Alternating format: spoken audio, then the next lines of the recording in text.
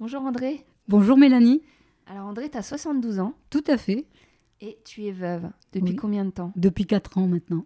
Après combien d'années de couple, de Ben, mariage? 46 ans environ, oui. Ouais, et Je, je me suis mariée j'avais pas tout à fait 21 ans, donc à l'époque j'étais pas encore majeure. Et voilà, je suis restée jusqu'à la fin avec lui. C'est comme un tsunami, hein, déjà de perdre son compagnon. En plus, j'étais dans un endroit pour moi ce qui était assez hostile parce que je conduisais pas et je pourrais jamais conduire à cause de ma vue. Est-ce que vous aviez déménagé, vous étiez à Paris et On vous était avez... en plein Paris et puis on est parti directement dans un, enfin c'est pas un mot, c'est un village où il y avait 500 habitants. Pour la retraite? Pour passer Pour la votre retraite, ouais. oui, oui. Moi, j'étais pas tellement pour partir parce que j'aime beaucoup Paris. J'ai toujours vécu pratiquement à Paris puisque je suis arrivée à l'âge de 16 ans. Mais mon mari en avait marre. Il était cardiaque déjà et puis il en avait marre du bruit, tout ça. Il voulait être tranquille. Et puis il avait un projet. On a acheté une vieille maison et il voulait la retaper. C'était son dada, si je puis dire, parce que il avait failli faire des études d'architecture. Et puis au dernier moment, il a dit non, je laisse tomber, etc. Donc il ne l'a pas fait, mais je pense qu'il y a de ça. Et puis il est parti combien de temps après que vous soyez vous êtes installé dans le sud? Bon, il est décédé 10 ans après, à peu près. 10 ans. Quand on était bien installés, oui. Et du coup, On avait acheté la maison un petit peu avant, mais on allait que pour les vacances, quelques années avant. Et puis on s'est installé en 2004, voilà. Et il est mort en 2014. et quand il est mort, j'imagine qu'il y a une phase de deuil qui était... Enfin, pendant le tsunami, ça a duré longtemps? C'était plutôt long? Ou le moment Ben, où... j'étais paumée comme un enfant. Il fallait tout me dire. Heureusement que j'ai de la famille quand même qui est descendue. Il y avait sa famille de son côté, puis il y a les enfants qui sont descendus par épisode, hein, jusqu'à ce que je parte. Il y a eu ma sœur aussi qui m'a beaucoup aidée quand même. Je suis assez proche d'elle, bien qu'elle habite pas dans la même ville que moi, elle habite à Lyon, mais elle m'a beaucoup aidée. T'es restée seule combien de temps après la mort de ton mari? Toute seule. Ouais. Après tout le Jusqu'à monde ce est que parti, j'ai dû rester un mois toute seule, mais c'était embêtant parce que Ah oui, on a- donc un mois après le décès, non, non, pas tout de suite, Ah, parce qu'après le décès, bon, il y a eu épisodiquement mon fils, ma fille qui est descendue après. Après, j'ai eu de la famille qui est venue, etc. Eux m'ont beaucoup aidé à déménager, justement.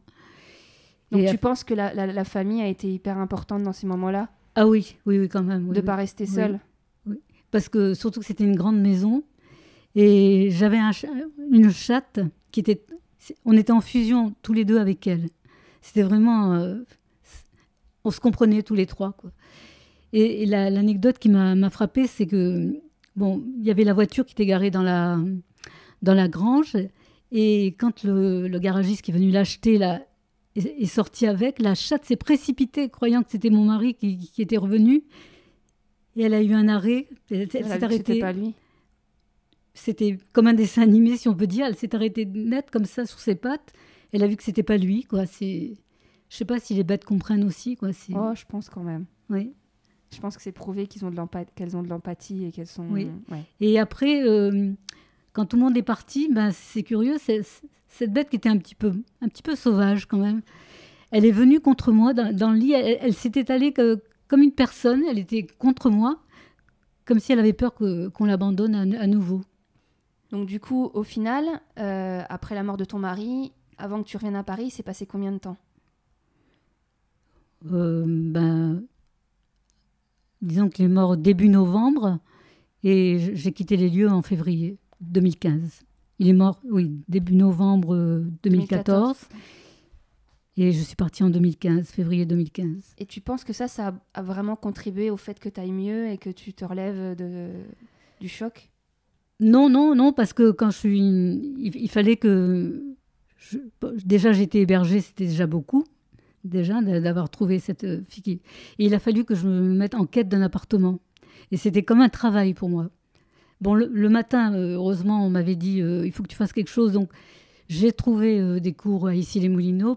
C'est hyper bien organisé pour les seniors. Des cours de quoi? Des cours de gym, des choses comme ça. Donc, tu t'es rapidement inscrit Oui, parce que je voulais attendre. Je dis oui, mais si je déménage, etc. Alors, et je sens toujours ma sœur qui me dit, ben, ça fait rien, tant pis si tu perds un peu d'argent, mais va t'inscrire. Il faut que tu fasses quelque chose. Donc, je me suis inscrite à un cours, je crois. Mais j'ai vu que ça me faisait beaucoup de bien J'ai rencontré des gens comme moi et puis j'ai parlé avec eux. Tout ça, ça m'a fait beaucoup de bien. Et donc, il y avait ce travail que j'avais de chercher des appartements toutes les après-midi. J'allais dans Paris, je cherchais des appartements partout, je regardais Internet. C'était vraiment un travail presque à plein temps, quoi. Ouais, bah, de toute façon, les gens, même les actifs, Oui. savent que c'est compliqué de Oui. trouver un appartement à Paris. Du lundi au samedi. Et c'était incroyable, quoi. Et tu penses que c'est ça qui t'a permis aussi de sortir la tête oui, parce que je pouvais pas faire autrement.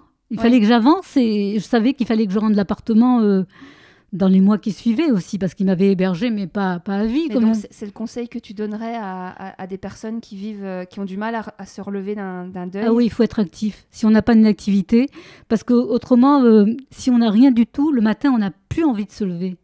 Pas d'objectif, on n'a pas d'objectif. Alors là, je me disais, c'était comme un travail. Le matin, je me levais pour ma gymnastique. Je commençais à regarder les appartements. Là, je donnais rendez-vous pour les après-midi, etc. Donc, c'était comme si j'avais un travail. J'étais obligée de me lever.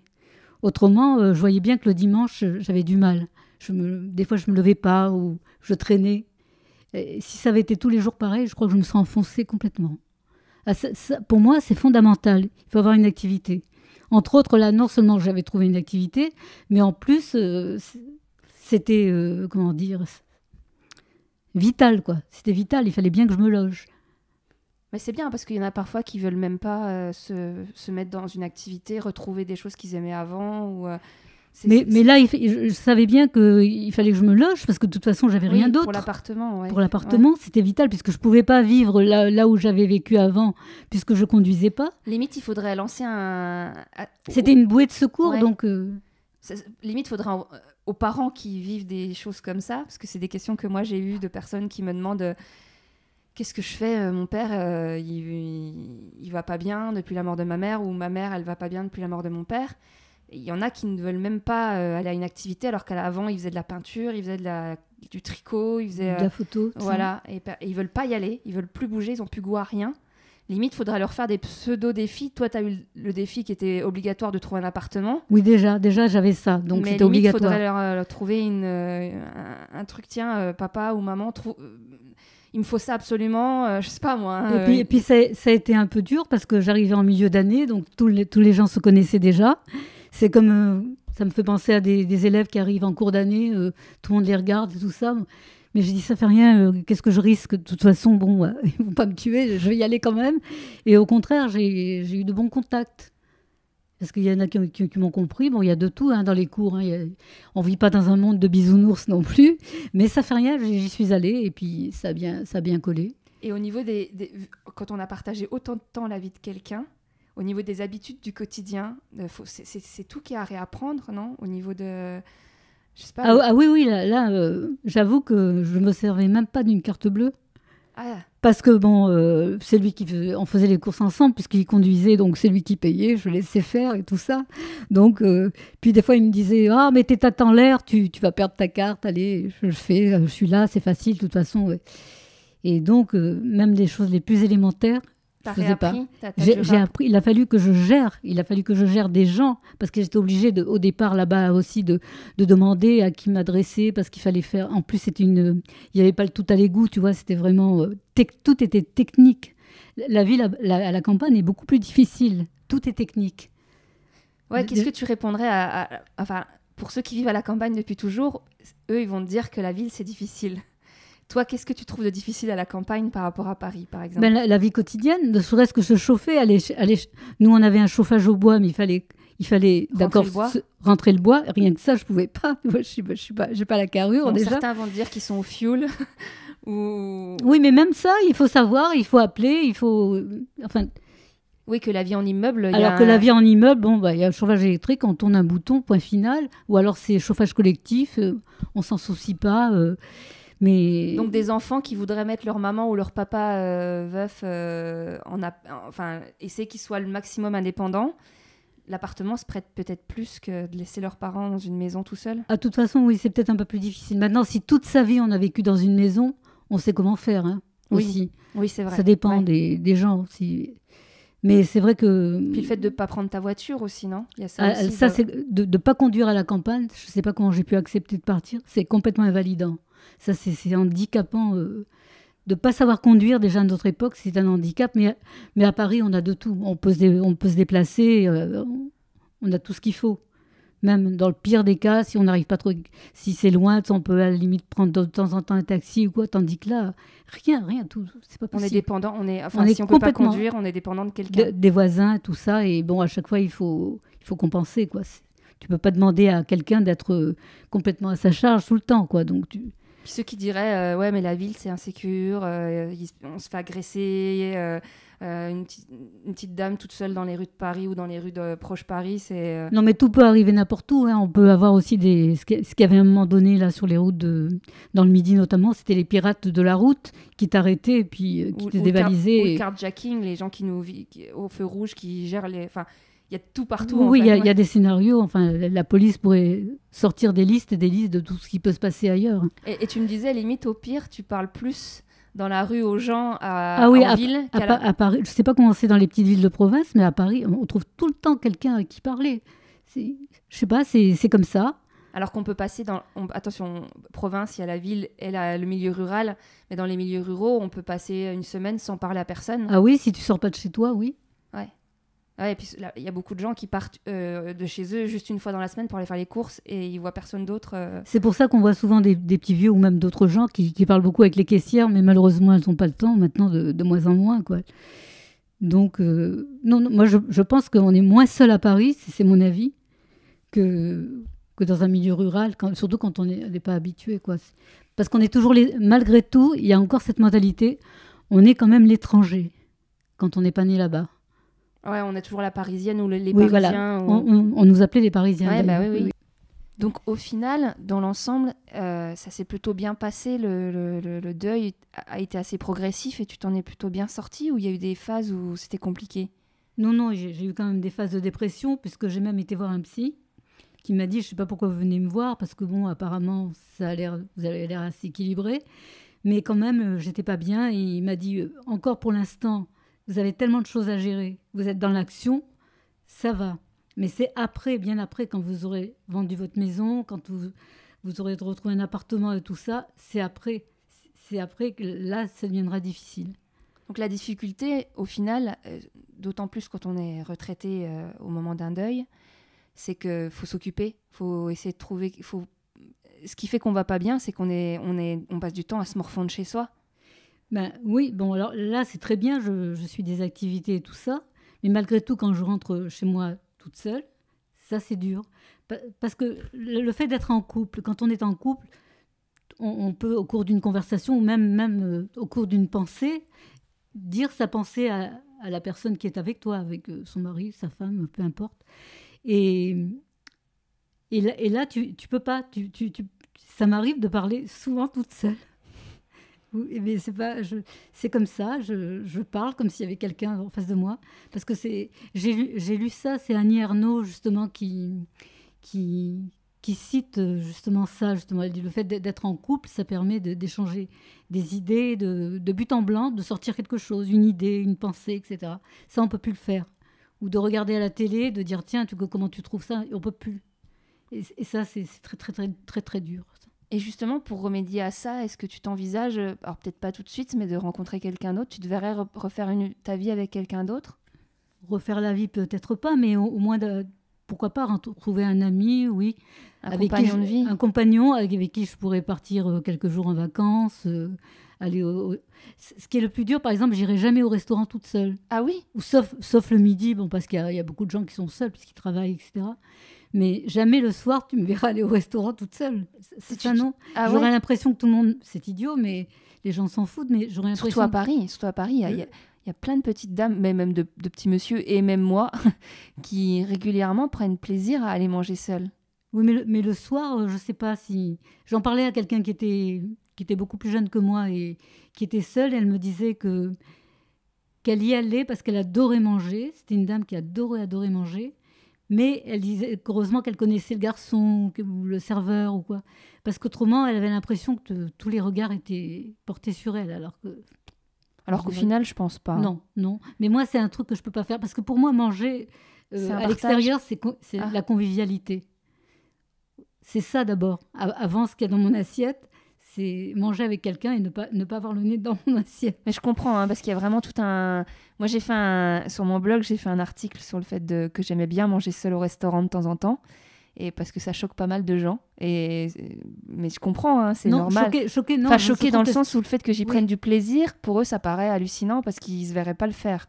Ah non, moi, j'aurais pas le courage, c'est ça, c'est différent. Même en prenant je sais qu'alors... Bon, maintenant... Non, le midi, comme je te dis, bon, il y a beaucoup d'employés, de gens qui, à la limite... Mais d'abord, j'aurais aucun plaisir. Mais le soir, non, je pourrais pas. Parce que le soir, c'est les gens qui viennent ensemble, qui viennent pour discuter, tout ça. Donc, j'aime beaucoup discuter avec les gens quand même. J'aime la compagnie. Donc, et par exemple, même chez moi, je me fais à manger, mais vite fait. Et je reste pas longtemps à table. Alors que manger avec quelqu'un, c'est autre chose. C'est important. Et là, pour le moment... Non, mais même faire à manger, pour moi, faire à manger, c'est faire à manger pour l'autre. C'est pas pour moi. Je sais pas, peut-être que je m'aime pas assez, je sais pas. Il y a peut-être Après, il y a souvent les deux écoles. Hein. Il y a de tout, en fait. Hein. Il y a des gens qui aiment bien se faire une bonne popote. Ah non, mais ça, ma mère était comme ça, hein, jusqu'au dernier moment. Elle se faisait à manger. T'allais chez elle à l'improviste, il y avait toujours quelque chose. Il y en a même qui disent que c'est la clé du bonheur, que de prendre... Oui, c'est mais un je crois rituel. qu'elle était beaucoup plus simple et beaucoup plus joyeuse aussi. Et elle disait ah non, moi il faut que je mange, il faut manger, c'est pas normal, les gens qui se font pas à manger. Et moi j'ai tendance, il y a des fois je dis bon allez, je vais faire des cours, je vais faire manger et tout ça, puis ça dure une semaine et puis hop. Mais c'est toujours mieux que rien. Oui, oui. Mais alors, quand on a 72 ans, pour faire des rencontres, c'est compliqué, non ? C'est compliqué parce que d'abord, je suis pas habituée aux réseaux sociaux. Ça, c'est pas les pas sites de truc. rencontres non plus. Non plus. Donc, non, c'est vrai que j'ai des exemples. Là, je t'en avais parlé l'autre jour. Oui. Ah, tu peux. C'était une dame qui était toute sa vie, elle a fait famille d'accueil. Donc, elle avait elle avait une tablée de 10-15 personnes régulièrement, elle avait déjà 3 enfants, etc. Puis au fil du temps, bon, elle a plus fait ce métier. Sa fille est décédée aussi. Donc, ses petits-enfants, elle ne les a pas vus parce que le gendre est parti vivre ailleurs. Son fils était venu à Paris, elle habitait la province. Et elle s'est retrouvée vraiment toute seule. Elle avait 2 copines où elle s'accrochait éperdument. Malheureusement, il y en a une qui est allée vivre avec sa fille et l'autre qui a trouvé quelqu'un. Donc, elle s'est retrouvée vraiment toute seule. Elle aimait énormément parler.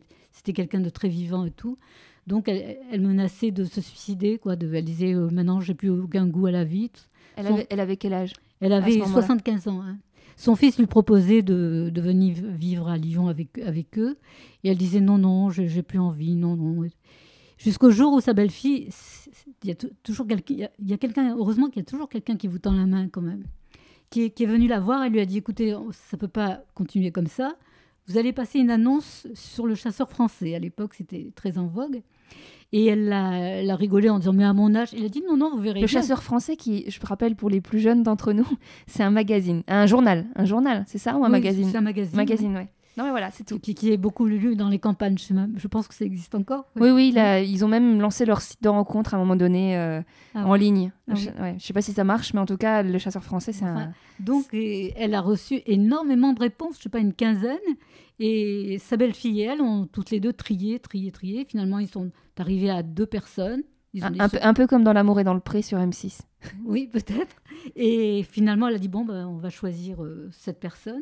Et ça a très, très bien marché. Ça a été vraiment une romance. Un coup de foudre de tous les deux. Et puis, vraiment, ça a été une romance parce que grâce à ce monsieur, elle a fait ils ont fait des croisières, etc. Chose qu'elle n'avait jamais faite. Et donc... Et du coup, ça te donne pas envie, toi, Ah oui, non, mais ça, quand je raconte ça aux gens, ils sont émerveillés. C'est vraiment un conte, quoi. Mais t'as pas envie de passer le cap, de passer l'annonce ou de chercher ? Moi, j'aurais aimé rencontrer comme ça dans la vie. Comme tout le monde. Comme tout le monde.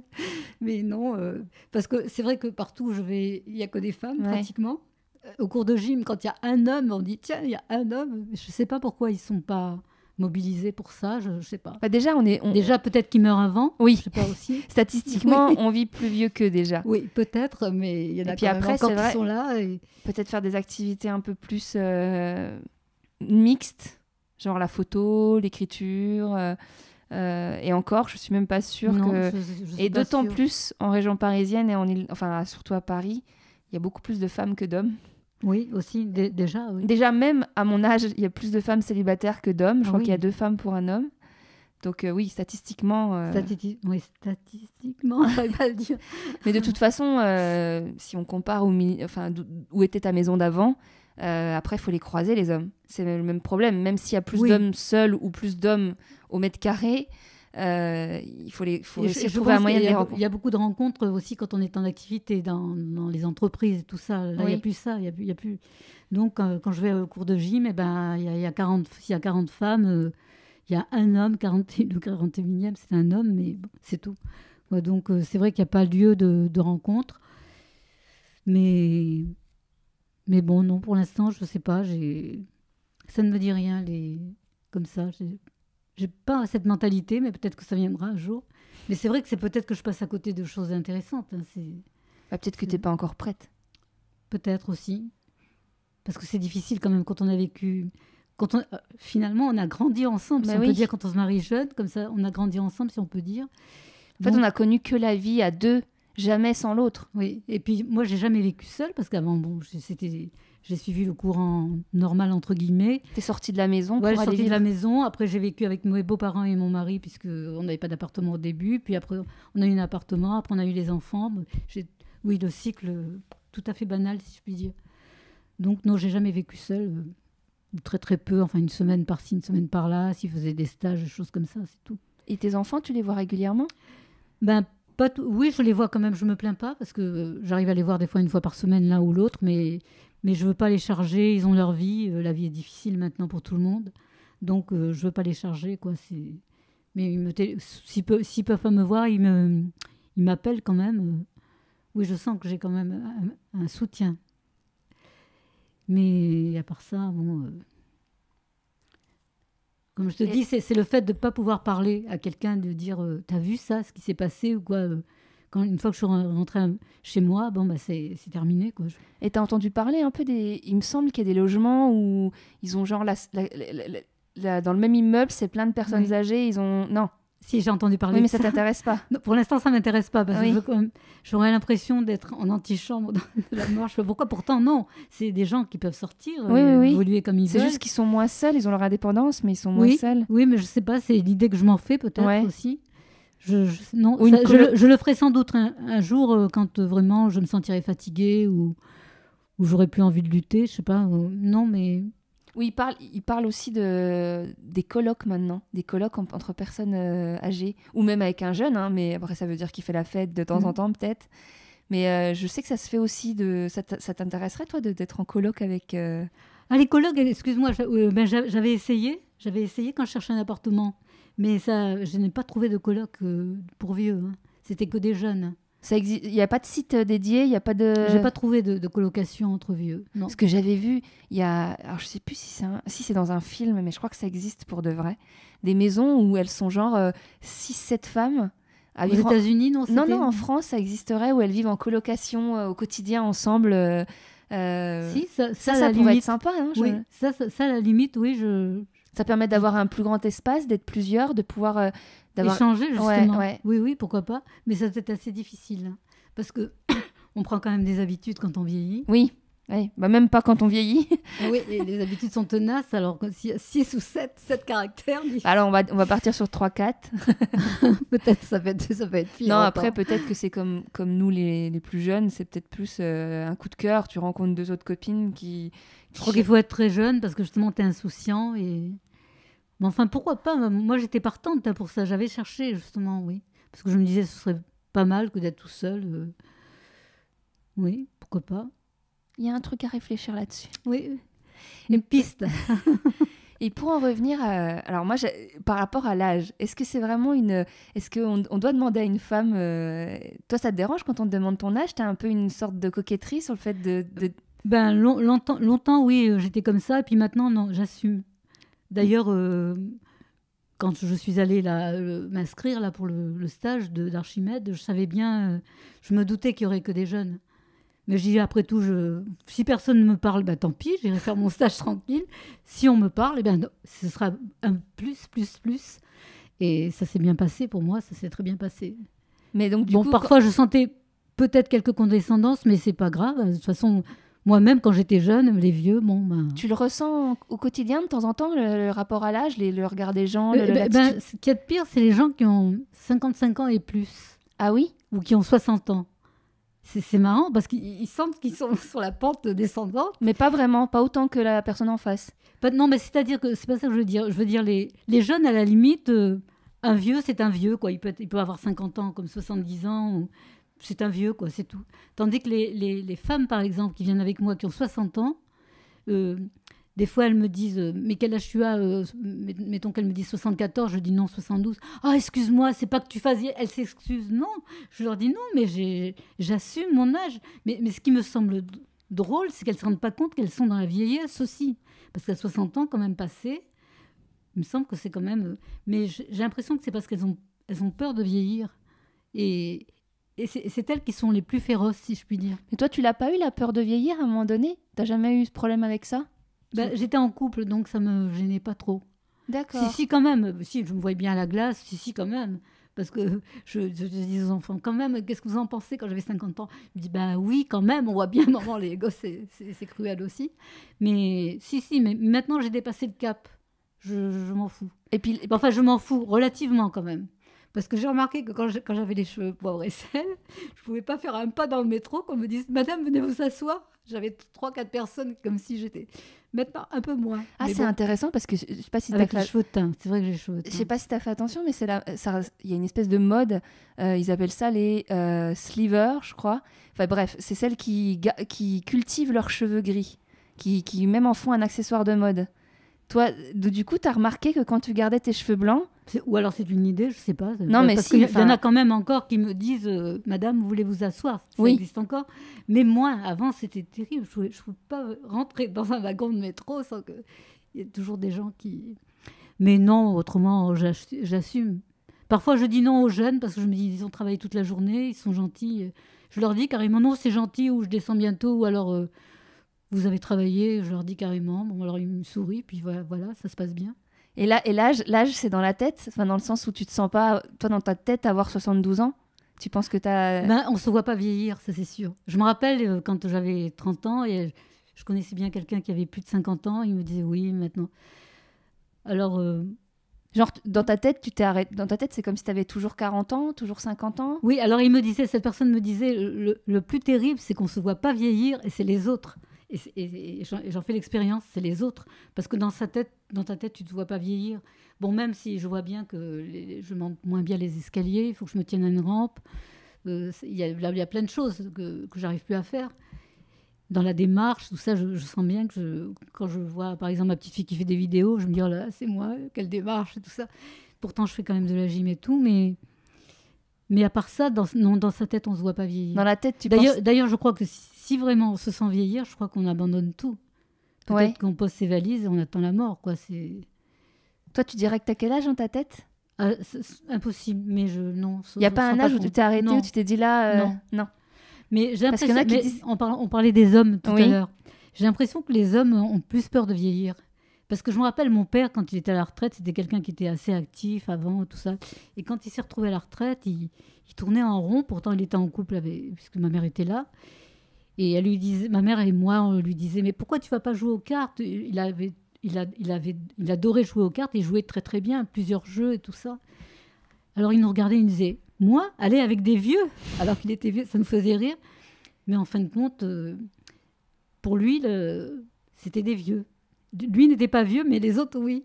Alors qu'il avait... Et puis je rencontre de temps en temps, j'ai des copines avec qui je vais à la gym et tout ça. Puis des fois, elles disent... Il y en a marre des vieux, il n'y a plus que des vieux partout. Et c'est vrai, il y a des moments où toutes ces vieilles, il y en a marre. Et pourtant, soi-même, on est vieux, mais c'est comme ça, quoi. De toute façon, la société est vieillissante. On meurt de plus en plus vieux. Il y a beaucoup de personnes âgées en France. Donc... Oui, mais quand on va en plus dans ces cours où il y a c'est des seniors, hein, c'est des cours adaptés pour les seniors. Ah oui, d'accord, c'est pas ouvert à tous. Oui. La plupart du temps, c'est d'abord eux qui ont le temps aussi d'aller en journée, autrement c'est le soir. Peut-être si je prenais les cours le soir, j'aurais des jeunes. Mais ce serait beaucoup plus intensif. Là, il faut faire quand même attention. On ne peut pas non plus se permettre de faire de suivre des cours qui soient pas adaptés à son âge quand même. C'est un peu plus difficile. Ou alors on suivrait pas et on se lasserait vite. Mais Et toi, t'as des regrets? Il y a un truc que t'aurais aimé faire et que t'as pas fait ou que... ben, j'aurais aimé voyager aussi avant de me marier, mais je me suis mariée assez jeune et puis je Ton n'avais mari pas aimait pas... confiance en moi. Non, mon mari, c'est drôle, il était du signe des taureaux. Le taureau est bien ancré aussi dans la terre et Et il aimait pas le voyage? il était assez un petit peu casanier. Non, il me disait oh, c'est partout pareil, tout ça. On a commencé à voyager, mais assez tard. Enfin, les gosses étaient déjà partis presque. Donc, Là, tu te verrais pas prendre ton sac à dos toute seule et puis aller... non, par contre, non, parce que déjà, j'ai pas le sens d'orientation. Ouais. Et puis, je vois pas bien. Donc, maintenant, tous les panneaux sont des panneaux lumineux qui sont souvent accrochés en l'air et tout ça. Et j'ai beaucoup de mal, par exemple, quand je vais dans les gares. Non, et puis, je me sentirais pas bien, quoi. Là aussi, pour moi, le voyage, c'est l'échange. Et peut-être que je pourrais le faire. Non, mais je crois que je voyagerais seule si je savais conduire. Parce que j'ai l'impression qu'avec une voiture, on est à l'abri aussi. On va quelque part, bon, on peut admirer un paysage, même si c'est loin. Après, on rentre dans sa voiture et on revient. Tandis que là, on n'est pas libre. On ne peut pas voyager.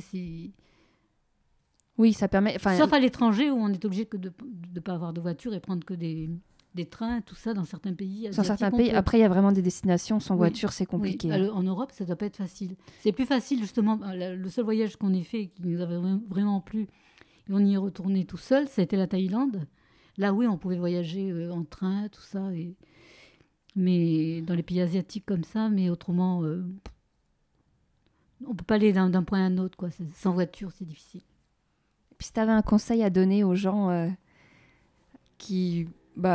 un conseil à donner aux gens pour mieux vieillir, pour arriver mieux vers la retraite ou pour... Le problème, c'est qu'il n'y a pas de recette, c'est Ouais. ça, c'est difficile parce que ça dépend de chacun. Et c'est vrai que toute cette formule qu'on a appris quand on était adolescent, connais-toi toi-même, ça c'est important, mais moi j'ai pas l'impression de me connaître même maintenant à mon âge. Donc De s'écouter un maximum, d'écouter un maximum ce qu'on veut. c'est d'essayer de s'ouvrir au monde déjà. Et, moi dès que je rentre chez moi, avant d'allumer la lumière, presque le réflexe c'est d'allumer la radio. Et je suis beaucoup la radio, énormément, plus que la télé. Parfois, la télé, quand je regarde, j'ai un sentiment de vide après. Pour le cinéma, je vais aussi beaucoup au cinéma, parce que j'ai une carte qui me permet d'aller... Quand j'ai été seule au début, là, que j'étais à Issy-les-Moulineaux, j'allais énormément au cinéma, pratiquement tous les jours. Ça permet de voyager, le cinéma, oui, énormément. Puis, bon, il faut aimer le cinéma aussi, mais ça permet de voyager, d'avoir un but. Et puis après, d'en parler avec les autres aussi, des gens qu'on rencontre comme ça, dire vous avez vu tel film, qu'est-ce que vous en pensez? Ça, c'est un sujet de conversation, hein, c'est déjà. Donc, essayer de voir ce qui se passe autour de soi, peut-être. Et puis, bon, se forcer quand même à trouver une activité. On peut maintenant, surtout dans les grandes villes, peut-être moins en milieu rural, je ne sais pas, c'est difficile parce qu'il faut prendre sa voiture et des fois, c'est loin. Ou la créer. Si y en a qui en ont la force dans les milieux ruraux, moi, c'est ce que je me dis, de voir avec la mairie et de créer un atelier. Je suis sûre qu'en fait, on n'y pense pas parce que c'est pas proposé, mais qu'il y a plein de personnes qui demandent que ça. Même une après-midi par semaine de jeux de société ou une après-midi par... C'est ce que fait une de mes copines, mais elle est en ville. Au début, il y a une copine à elle qui lui a dit est-ce que je peux venir faire un Scrabble chez toi? Elle a dit oui. Et puis après, il y en a une autre qui a dit ça m'intéresserait. Du coup, maintenant, elles ont un rendez-vous tous les samedis après-midi. Ça se passe chez elles. Ça s'est fait comme ça, en boule de neige. Un peu comme une réunion Tupperware, sauf qu'on ne dépense pas d'argent. Voilà. Et puis, elle est très contente parce que bon, elle n'est pas seule et tout ça comme ça. Et puis, chacun apporte quelque chose, de toute façon. Ne serait-ce qu'au point de vue informatique. Moi, je sais qu'ils suivent des cours informatiques, ça me barbe. Mais c'est vrai que quand on connaît des gens, il y a toujours quelqu'un qui, tu vas te dire ah ben là, j'arrive pas à faire ça. Et il va te dire mais c'est comme ça, regarde, moi j'ai fait comme ça. Moi, j'apprends plus avec d'autres que dans des cours formels, quoi. Du moins, cette activité, les cours d'informatique. Tu voudrais ajouter quelque chose? Non, je dis bon, si on a la chance d'être encore en vie, il faut en profiter jusqu'au maximum. C'est dommage quand même même si on souffre quand même de cette solitude, ça c'est sûr. On ne pourra jamais effacer ça. Hein. Ça, il n'y a rien à faire. Il Il y a toujours des choses qui rappellent, et même le fait d'échanger, quoi, de ne pas être en couple, ça, la solitude, il n'y a rien de pire. Je ne crois pas que ce soit choisi par qui que ce soit. Peut-être quand on est très, très, très jeune, oui, peut-être, et encore. Mais non, c'est pas une solution, quoi. On n'est pas fait pour être seul. Il paraît que la clé du bonheur, c'est les relations, pas forcément amoureuses, hein, c'est d'avoir des bonnes relations. On peut avoir tout l'argent du monde, on peut avoir tous les biens du monde, tout ce qu'on veut. Oui. La base, le premier critère qui fait qu'on est heureux, dans toutes les études du bonheur, c'est les relations de qualité. C'est pas d'avoir 15 000 amis, c'est d'avoir peut-être que 2 amis. Même un, mais qui soit... Mais il faut toujours on va rencontrer des embûches et tout ça, mais il faut quand même essayer de continuer de refaire. Parce que moi, justement, j'avais trouvé une amie, mais vraiment, bien qu'elle soit mariée, tout ça, ça correspondait vraiment. Par exemple, de temps en temps, je lui disais, t'as pas envie d'aller prendre un pot, là, maintenant? Elle habite aussi dans la même commune. Elle dit, oh oui, c'est une bonne idée, allez, hop. Et puis là, elle vient de m'annoncer qu'elle va partir vivre en province. Pour moi, quand elle m'a dit ça, c'était une catastrophe. Vraiment, je me suis dit, Puis je me suis dit, c'est sa vie. Elle me dit, tu viendras, bien sûr, j'irai la voir, mais étant donné qu'on va vieillir aussi parallèlement, ça va être difficile. Et puis les voyages sont chers aussi, les trains sont chers et tout ça. Et puis c'est fatigant. Et puis chacune va évoluer dans un peu une façon divergente. Donc, ce sera difficile. Mais je me dis, tu vas continuer. Mais c'est quand même, pour moi, énormément de... C'est comme un échec, parce que vraiment, c'est elle qui m'a beaucoup apporté, énormément. Parce qu'avec elle, je fais beaucoup de choses. Je vais au cinéma, parfois on va au resto, on fait énormément de choses. Parce qu'elle est très indépendante, son mari aussi, donc, sauf le week-end, bien sûr, elle consacre à sa famille. Mais ça collait bien, quoi. C'est quelqu'un qui est ouvert aussi, qui était toujours partante, parce qu'il y a beaucoup de gens qui disent « Ah non, il fait froid, il fait chaud, c'est loin, non, pas de ceci, pas de cela. » Donc souvent, ça n'arrive pas à coller, quoi, même si on aime bien la personne. Et là, c'est vraiment ça. Tout le monde me disait « T'as une chance incroyable, quoi. » Et cette chance, T'en retrouveras peut-être une autre. Oui, c'est ce qu'on me dit, mais c'est difficile quand même. Parce que, déjà, un ami ne remplace pas l'autre. Non. C'est différent, c'est pas possible. Donc, mais c'est comme en amour. Un partenaire, même si tu n'en as connu qu'un. Non, mais oui. De ce côté-là, je suis assez ouverte, parce que c'est encore un autre sujet. Parce que moi, je pense que, maintenant avec l'expérience, tout ça, je pense que je compare ça, un couple à un feu de bois. Parce qu'au départ, tu mets des briques, enfin tu mets pas des briques, des bûches de bois. Des bûches de bois, tout ça. T'as chaud, t'es bien, tout ça. Mais si tu fais pas attention, le feu s'éteint. Ouais. Donc, je pense que... moi, l'idéal de vie, ça aurait été ça. Ça aurait été de... Pourquoi pas rencontrer des gens de part et d'autre. Mais c'est très difficile. Hein. De part et d'autre, parce que ça t'apporte du bonheur. Et ce bonheur, tu le répercutes forcément dans ton couple.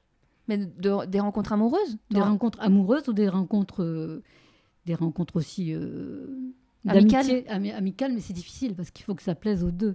Mais alors du coup, comme un couple libre, d'avoir d'autres relations en même temps que ton couple? Oui, moi j'aurais peut-être aimé faire comme le Clésio, Jean-Michel Leclésio, là, ils habitaient dans un immeuble, sa femme habitait, mettons, au 3e, lui au 4e, et chacun vivait sa vie. Dutronc et Françoise Hardy. Ils avaient un immeuble et chacun un étage. Ah bon? Oui. Ah oui, je ne savais pas, je croyais qu'il y en avait un encore. Non, ils ont... Enfin, en tout cas, au début de leur relation. Après, Oui, moi j'aurais voulu voir ça, mais c'est déjà économiquement parlant, c'est peut-être pas évident. Et même pratiquement parlant, c'est difficile aussi. Parce que tu penses que le quotidien, ça use un couple? Le fait de vivre ensemble? Non, mais c'est comme un feu, il faut l'alimenter. Alors bon, d'accord, tu peux l'alimenter avec l'art et tout ça, avec la connaissance de la vie, enfin je veux dire, aller au théâtre, au cinéma, tout ça. Mais c'est important aussi, ou alors d'avoir des amis, mais c'est difficile aussi, parce qu'il faut qu'ils plaisent aux deux. Et... Ça t'est arrivé, toi, de couper une relation amicale parce que ton mari l'appréciait pas? Oui, et vice-versa. Ah ouais? Ouais. Ah ouais. Et puis après, j'étais bête, parce que j'aurais dû dire, non, vas-y. Mais c'est comme ça, quoi. Quand on est jeune, surtout, on est assez exclusif, et On a été tellement habitués aussi à cette mentalité, on a été élevés dans cette mentalité de la fidélité, ça veut dire quoi? Ça veut rien dire, quoi.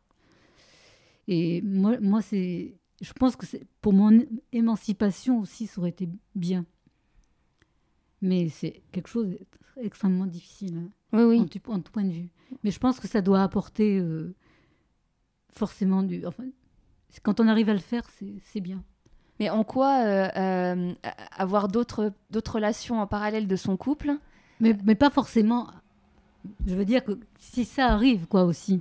C'est Oui. pas forcément dire, c'est pas un dogme, il faut pas dire, ah oui, il faut avoir des relations. Parce que, je veux dire, un couple, c'est un tout. Pour qu'il soit riche, entre guillemets, il faut pas s'endormir. Parce que combien de couples, moi, ils vont en banlieue, ils ont acheté en banlieue, surtout dans ma génération, ils ont tous quitté Paris pour acheter des maisons en banlieue. Puis alors, ils ont acheté une belle salle à manger, tout ça. Moi, c'était pas ça. C'est pas ça mon bonheur. Bon, d'accord, maintenant ils sont beaucoup plus riches que moi, tout ça. Financièrement? Financièrement. Mais apparemment, c'est des couples qui sont bien ensemble, puisque. Mais enfin, ils sont toujours ensemble. Je me méfie quand même parce que ils sont trop polis, à mon avis. Parce qu'arrivé à un certain temps, tu t'engueules quand même beaucoup aussi. Hein. Il faut pas faut pas se casser la face. Oui, il y a une vraie réalité. Tout n'est pas toujours rose, il n'y a pas oui, des couples. Voilà, ouais. Oui. Donc, si c'est trop linéaire comme ça, bon, peut-être que oui, mais bon, il y a ça. Donc, moi, je pense que ça doit apporter beaucoup, tout ça. D'essayer de pas tomber dans la routine, dans le train-train. Ah oui, ça, c'est indispensable. D'ailleurs, je disais toujours à mon mari, si un jour je m'ennuie avec toi, c'est pas possible, ça. Il le savait, et puis non. Mais lui, il était assez inventif. Et donc, il t'a toujours surpris jusqu'au bout? Oui, parce qu'il était assez artiste. Ouais. Et puis je le poussais vers ça, justement. À un moment donné, ça allait pas trop bien, mais il adorait faire de la photo parce qu'il faisait vraiment de la photo de A à Z. Il développait ses photos et tout ça. Et bon, j'avais cherché un club pour qu'il soit bien, tout ça. Et là, il s'était vraiment épanoui. Il était en pleine forme et tout ça. Mais il y allait 2 fois par semaine. Mais j'étais contente pour lui qu'il y aille, il rencontrait des gens, tout ça. Ça se passait très bien. Ouais, l'idéal, c'est de laisser une grosse part de liberté à l'autre dans le couple, de pas l'étouffer, de pas... Oui, mais il faut que ce soit réciproque aussi, c'est ça. Et puis bon, il faut que chacun trouve aussi ce qu'il recherche aussi, hein, c'est ça. Ce qu'il habite, ce qui lui donne, ce qui oui, lui fait parce vibrer. Que des fois, il y en a un, il sait ce qu'il veut, mais l'autre, non. Ouais. Donc, non, c'est très... La vie en couple est très, très difficile aussi, mais la solitude... Puis il y a beaucoup de gens qui restent ensemble aussi. Pour pas être seul. Ouais. Ça, on a souvent l'exemple. Ouais. Mais c'est une des pires choses, je pense. La vie est dangereuse. Mais sinon, on s'ennuierait. Et oui. Merci. De rien. J'espère que ça va apporter quelque chose aux autres. Mais c'est sûr. C'était mon expérience. Mais bon, il faut lutter. Hein. Victor Hugo disait, ceux qui vivent, ce sont ceux qui luttent. Merci d'avoir écouté cette interview jusqu'au bout. Si vous avez aimé, n'hésitez pas à liker avec un petit j'aime selon le support où vous l'avez écouté, si c'est YouTube, si c'est SoundCloud. N'hésitez pas à vous abonner également aux différentes chaînes pour être informé des nouvelles publications. Nous sommes aussi présentes sur les réseaux sociaux. Vous les retrouverez tous sur le site lesbridget.com. Et enfin, si vous pensez que votre histoire, votre parcours peut être utile et intéresser d'autres personnes, n'hésitez pas à nous envoyer un message. Merci et à très vite.